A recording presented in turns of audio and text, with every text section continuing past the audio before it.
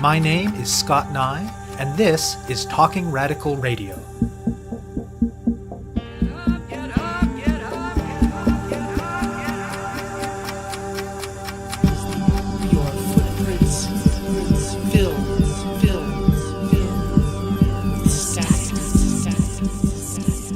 Hello and welcome to Talking Radical Radio, where we bring you grassroots voices from across Canada. We give you the chance to hear many different people who are facing many different struggles, talk about what they're doing, how they're doing it, and why they're doing it, in the belief that such listening is a crucial step in strengthening all of our efforts to change the world. On this week's show, I'll be speaking with Jade Cooligan Pang.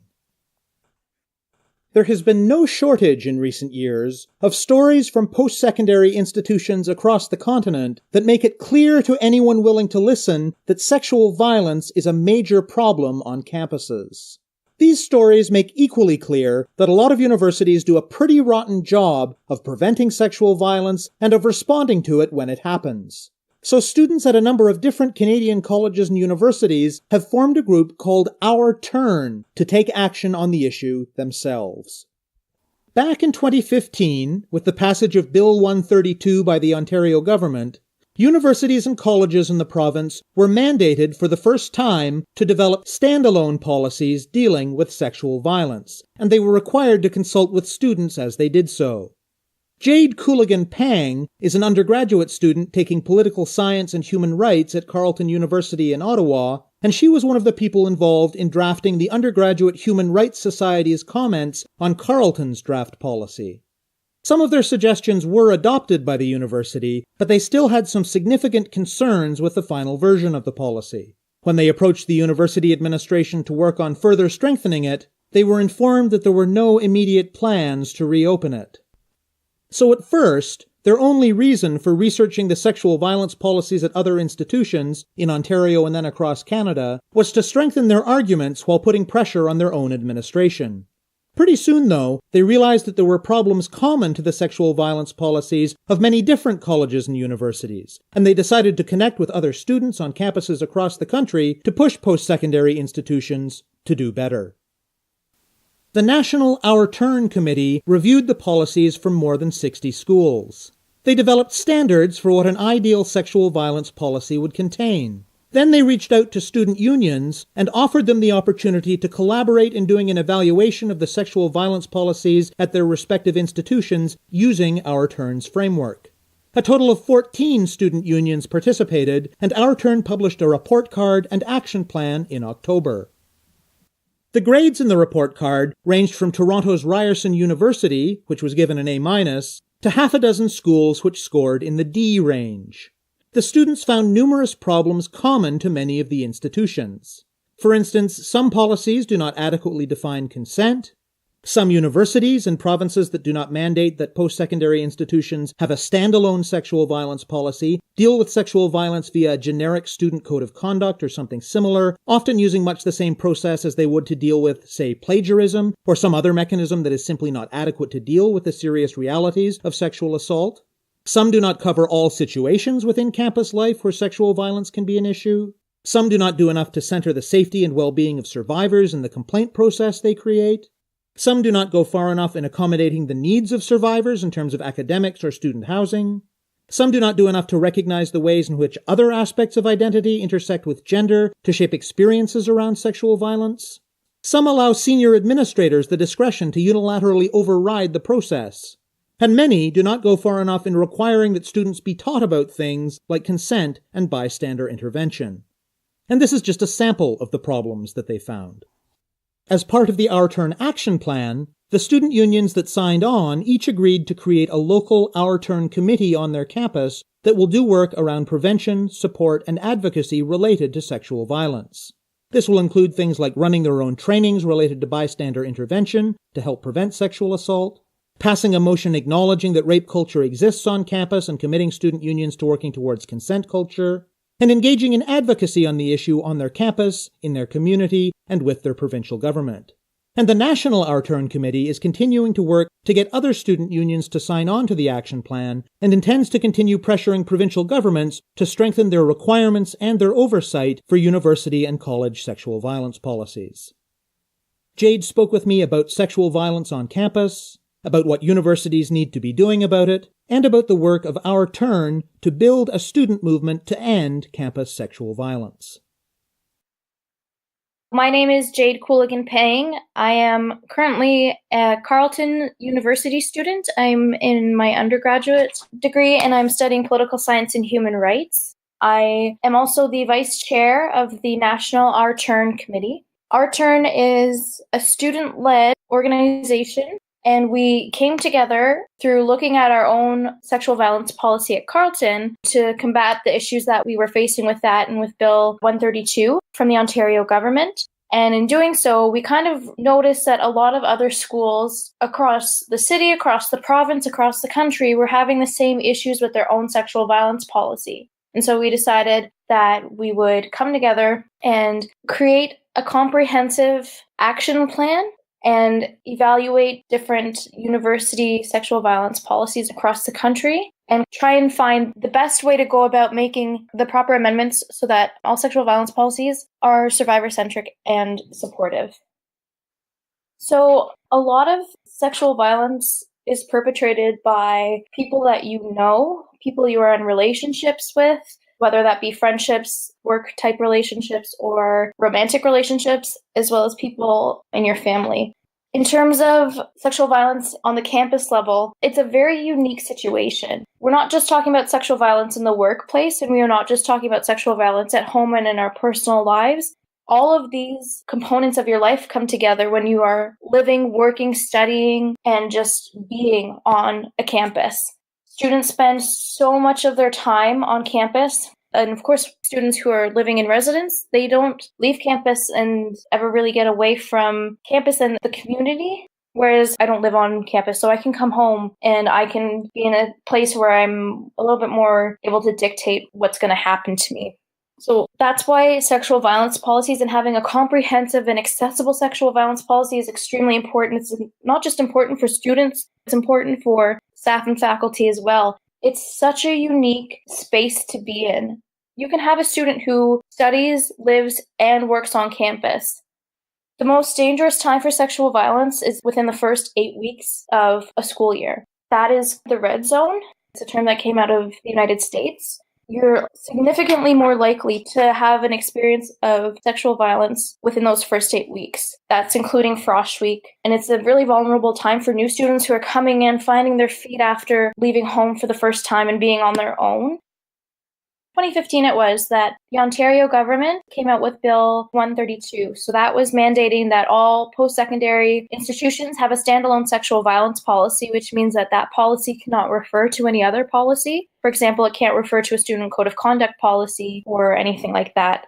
A lot of, if not all of, the Ontario post-secondary institutions had to create their new sexual violence policy so that it was standalone. And the government actually mandated that they have student feedback. So what our school did at Carleton University is they created a draft. They sent it out to the student body and the faculty and staff. So we had the opportunity to give our feedback.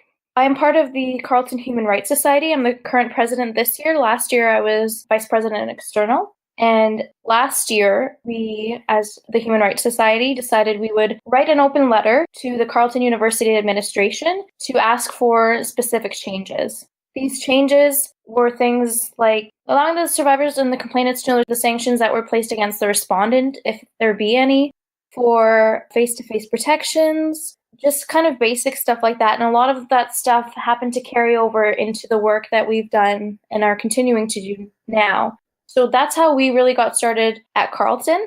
Myself and the chair, Caitlin Salvino, were both part of the Human Rights Society last year, and we both helped and contributed and wrote letters to the Carleton administration that were actually received fairly well by them, I would say. They actually took into account some of the recommendations that we had made, which was a big deal for us because a lot of groups had made recommendations and we were the only ones whose recommendations were accepted. Not all of our recommendations were accepted, and there's still a long way to go, but that's how we really got started. Then we ended up having meetings with the Carleton administration, the Student Affairs Office, to try and make sure that we can continue to make these proper amendments and changes that we needed to see in our sexual violence policy. When we were told that there was no interest in reopening the sexual violence policy, that's when we kind of went and we decided we're going to make our own committee and we're going to do things ourselves. So what happened was, in meeting with the Student Affairs Office at Carleton University, we were asking for different things like an immunity clause, for example. So this immunity clause would be like if a survivor of sexual violence was under the influence of alcohol or drugs, for example, marijuana, that they wouldn't have any repercussions held against them, because that is a big factor in why a lot of students might not report sexual violence, that they're afraid of something happening to themselves instead of the focus being on the act of sexual violence. They don't want to get in trouble for minor drug and alcohol use. So that was a big suggestion we had made to our administration. So we were looking through different policies. I decided I was going to look at all the policies across Ontario, since we were Ontario-based and working off of Bill 132. And Caitlin did her undergrad thesis on sexual violence policies across the country as well. So we both had a really good working knowledge of different policies and what was in them. And so we were trying to take this as evidence so that when we went to these meetings, I could say, well, this school here, Ryerson, has this. Why can't we have this? A lot of the arguments that the administration would make was, oh, it's not legally plausible and we can't do this. It's just not feasible for us. So we would go and look at different sexual violence policies, and we read through all of them, and we highlighted things that we thought were wrong, and we highlighted things that we thought were great. And in doing so, we noticed that there are a lot of common things that are missing throughout the policies in Ontario. Then we thought, let's look outside of the province and let's see if we can find it elsewhere. And the same thing happened. So we kept expanding and doing our research for our own sexual violence policy, that we really came to realize that this isn't just a Carleton issue. This isn't just an Ontario issue. This is a national issue that needs to be addressed. So why do you think that universities aren't already doing better when it comes to sexual violence? I think there are a lot of factors in why universities aren't doing better at sexual violence policies. For one, the provincial governments have only recently started to pass these bills that require post-secondary institutions to have standalone sexual violence policies. A big, big issue that we found, particularly outside of Ontario, other than in BC and Quebec, that a lot of sexual violence policies either refer to another policy that would deal with the same thing and have the same process and have the same outcomes as an instance of somebody who has plagiarized their paper. Sexual violence and plagiarizing a paper are on very different scales. They're very different things, and it just doesn't make sense to have them put together. But there is nothing mandating universities or colleges to do anything different. So I think that was a big reason why. Second, I think, I don't want to say ignorance, but just that people aren't knowledgeable in the topic and how to go about different ways to help survivors but not infringe on the justice system or on having a due and fair process. I think that has been a really big issue. And it still continues to be an issue today when we're dealing with different asks of ours to different universities. There's a lot that I didn't know before I started this work. But that doesn't mean that we can't try to do our best to learn and to grow and to make it better. And then I think there's a legal issue as well, where universities don't want to be held liable for different things. There's just a whole bunch of different reasons why. But they can all be smoothed over, like they can all be fixed. And it is possible to have a good sexual violence policy, and it is possible to have these different components because we've seen them all across the country. How did that transition happen from doing research on the policies at different institutions to actually working with students at different institutions to try and change things? So we decided we would really like to do a grading system. We're in school, grades are really important. Grades are important to post-secondary institutions, and we thought this would be a really good way to show that sexual violence policies aren't doing very good. But we didn't want to just make assumptions. So we contacted different student unions, different schools, to see if they would be interested in evaluating their sexual violence policy with us. We came up with the guidelines, we came up with all of these different components, and then we went through the sexual violence policies with the student unions. They were really receptive. They were excited that somebody was doing this kind of work and that they would have something to take to their administration. So they were really great in getting this work done with us.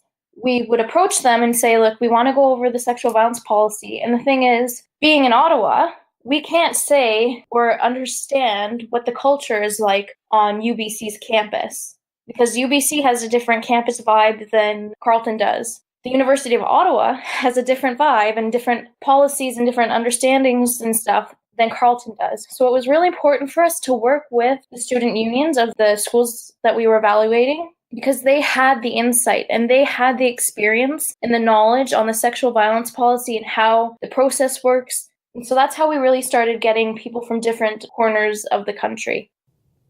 How did you go about developing the guidelines for your evaluation of sexual violence policies? And what's some of the content of the guidelines?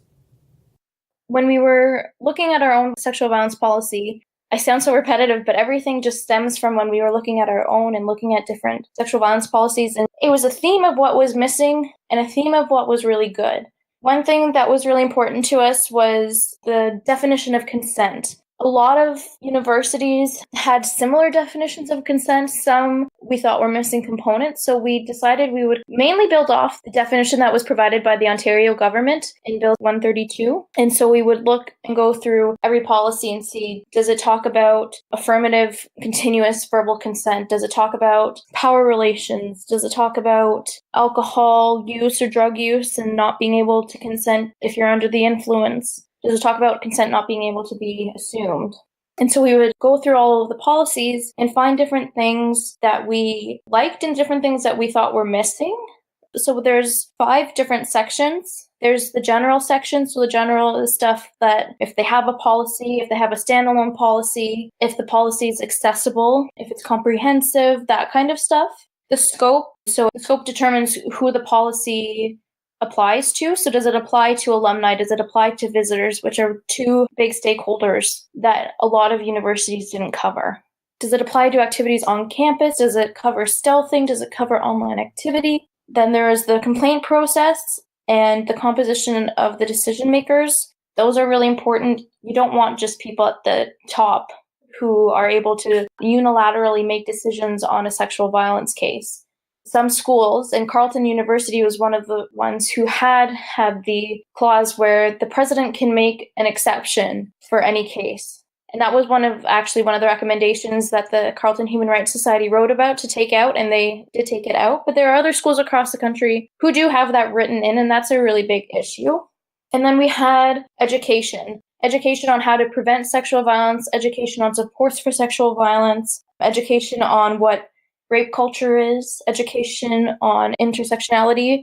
So those are things that we found were really important and might not actually be in all of the sexual violence policies across the country.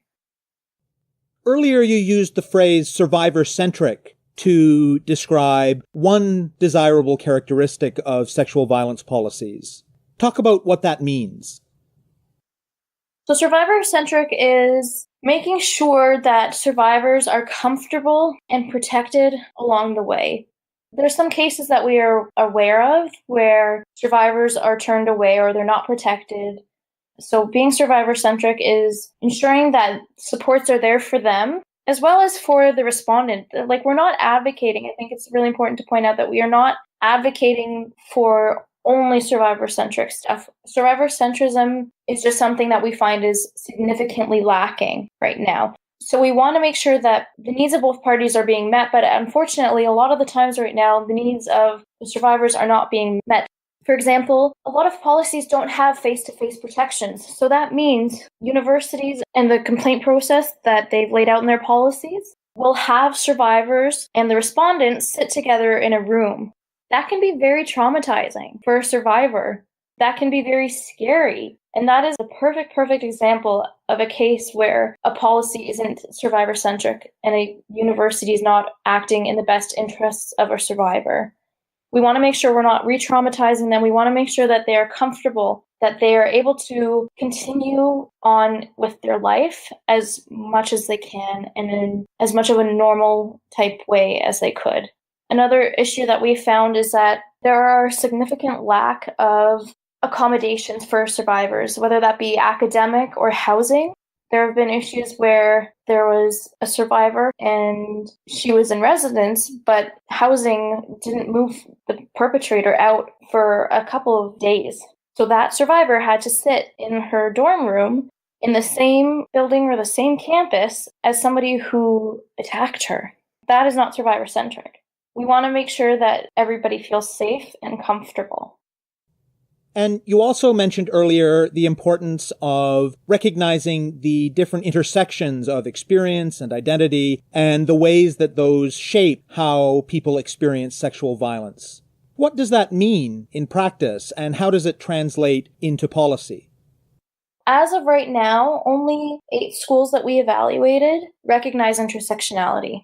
So only 8 schools recognize that somebody who is a female, who is minority, who English might not be the first language, somebody who has a physical disability or mental disability is significantly more at risk of being a survivor of sexual violence than, for example, a white male. In order to have that in your policy and to exercise a good policy that has intersectionality written into it, you want to be writing in your sexual violence policy that you understand what intersectionality is and give a good, strong definition. And just because you look at somebody and they don't necessarily look like they have an intersecting identity doesn't mean that they're not. You can't always tell just by looking at somebody. You have to understand and know them. Another really important thing that we have been advocating for is having good and equal representation on the decision-making panels of sexual violence cases. So we want students, we want women, we want people of color, we want people who understand the way that certain minorities might have to move through life and understand how an instance of sexual violence might affect them differently. Talk more about the action component of the action plan and about the local Our Turn committees. By signing on to the Our Turn action plan, student unions have agreed that they are going to strike their own Our Turn committees, and in doing so, they have to take on our 3 pillars. Our 3 pillars are to prevent, support, and advocate. So in terms of prevention, we want them to run training and do bystander prevention. So if you see an instance of sexual violence that could be happening, that you are comfortable and you're knowledgeable enough to, first of all, identify that what's going on could be potentially dangerous and is an issue, and you know how to appropriately intervene and make sure that the person is okay. One thing that Carleton is doing is that we've had all of our clubs and societies have to get trained in order to get their second half of their funding for the year. So at this point in time, I think we've trained about 500 students on campus on how to prevent sexual violence, on how to be a good bystander and be able to intervene. And that's something that we were hoping to be able to have all of the universities who we have graded end up participating in. You are also supposed to be able to support your survivors. So the first thing that student unions are supposed to do once they've signed on to the Our Turn action plan is to pass a motion within their student union recognizing that rape culture does exist on campus. You can't address an issue that you don't see is there. So it's important that they do pass that motion and recognize that rape culture is important, and then we can begin to work on shifting that culture and changing it to consent culture. And you shift the culture on your campus through the support work and through the prevention work and education, but also through the advocacy. So that's advocating on your campus, advocating in your city, advocating with your provincial government, and changing your policies, making sure that there are the right supports on your campus that are there for survivors to be able to access, and as well to lobby your government.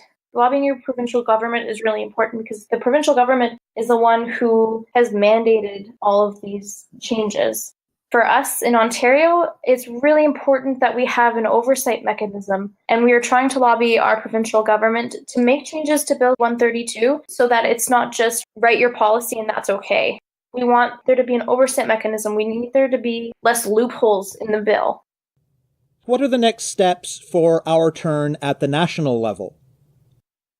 Right now, we're working on having more schools sign on to the action plans so that we can really have good sexual violence policies across the country. Not just in 14 schools, we want to see them in all schools, not just in universities, but also colleges. So at this point in time, the National Committee is really working on trying to get out there, speak to different schools, explain to schools and their student unions why their sexual violence policies need improvements.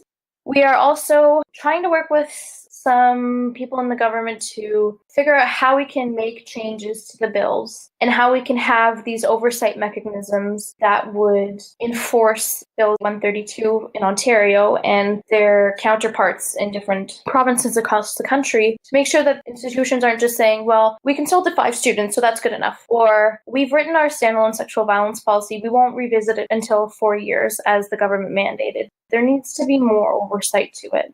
And so that's what the National is working on right now, and we are hoping to be able to mobilize the groups on campus and use the people that we have on the ground in their own provinces to do the same thing and be able to advocate for their own needs. We're trying to develop different materials that can be passed out, different checklists and stuff on how you can lobby your government, how to make a human rights complaint if your school isn't receiving your complaint of sexual violence properly. That's a big thing as well. So say there is a listener out there who is a student somewhere in Canada who thinks that this is a really important issue and wants to get involved in trying to transform rape culture, in working against sexual violence. What would your advice be for that student in terms of what they should do? I would say, see if there are any groups on your campus already who are trying to do this. You don't want to be doubling up on the same thing. It's important that we all work together. I would also say, know your policy, understand your policy, talk about it, and stand up when you see something wrong or when you think something is wrong. If you want to get involved, if you are on one of the 14 campuses that have student unions who sign on to our action plan, find them, and there is no reason why you wouldn't be able to join. And if you think that your sexual violence policy needs improving, start with your peers. That's exactly how we did it. We wrote our own letter and we shared it and we discussed it with people that we knew and people we didn't know. We had open sessions for people to come by. And of course, if you need help with anything, the people at the National, our turn, are more than happy to help. We're happy to provide the proper supports. You have been listening to my interview with Jade Cooligan Pang of Our Turn. To learn more about their work, search for Our Turn, Notre Tour on Facebook. To find out more about Talking Radical Radio, the guests, the theme music, and the ways that you can listen, or to suggest topics for future shows, go to talkingradical.ca and click on the link for the radio show. On the site, you can sign up for email updates or follow us on Facebook or Twitter. I'm your host, Scott Neigh, a writer and media producer based in Hamilton, Ontario, and the author of 2 books of Canadian history told through the stories of activists, Gender and Sexuality, and Resisting the State, both from Fernwood Publishing. Thank you very much for listening, and I hope you tune in again next week.